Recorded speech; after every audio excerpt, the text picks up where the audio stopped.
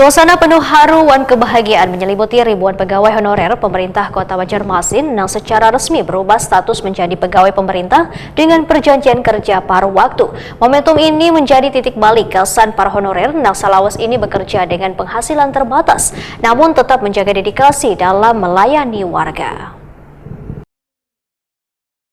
Suasana penuh haru dan kebahagiaan menyelimuti ribuan pegawai honorer pemerintah Kota Banjarmasin yang secara resmi berubah status menjadi pegawai pemerintah dengan perjanjian kerja paruh waktu.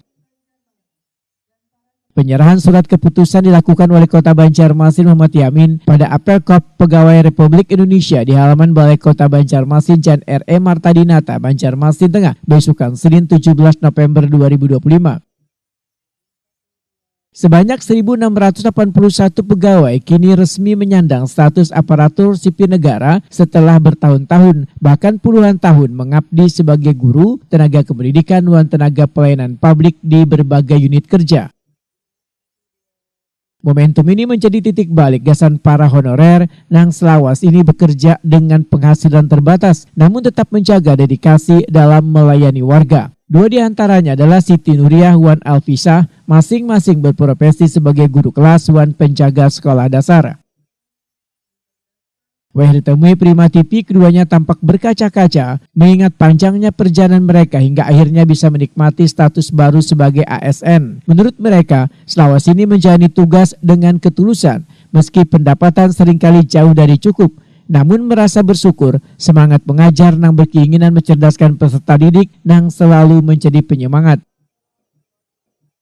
Alhamdulillah ya, terharu banget karena selangkah lah kami lebih maju daripada kemarin ya, 6 tahun kalau saya ngajar di guru kelas. Syukur ya alhamdulillah ya, ini kami yang jadi ASN buat. Oke, alhamdulillah. Syukur kedepannya mudah-mudahan jadi ASN segera tempatnya. Insya Allah ulun akan menjalankan tugas amanah yang menjaga nama baik. ASN ya Bu? Iya. Oke. Kalau Pian SD di mana Bu? SD mana? SDN Pangeran 1. Pangeran. Kalau Ibu? SDN Sulut 5. Semua Lulut 5. Oke, siap. Ini penantian sudah berapa tahun kalau Ibu Siti? Kalau Ibu Alfisah? 10 tahun. Wow. Berarti sebelumnya sudah pernah ikut seleksi P3K? Sudah. Oke, siap.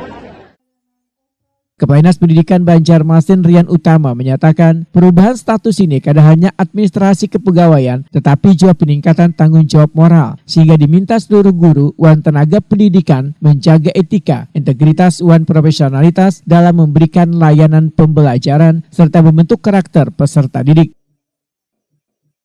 Yang di lingkup Dinas Pendidikan ini total ada 805 P3K paruh waktu yang diserahkan SK-nya pada tahap ini. Jadi itu terbagi dari 499 guru atau tenaga pendidik, kemudian ada 306 teknis, termasuk di situ tenaga pendidikan yang di sekolahan, tata usaha, operator, kemudian juga yang di dinas sekitar 30. Oke. Sebenarnya masih ada, karena kan terbagi-bagi nih kategorinya. Tapi yang kemarin yang pertama kita ajukan memang yang setelah yang pertama itu ada sekitar 800. Ya, tapi saya berapa lagi berarti? Ini masih pendata lagi, karena kan macam-macam klasifikasi di sekolah. Ini yang terakhir nih gimana gitu? Ya kita lihat kebijakan sesuai dengan pedoman dan kekuatan.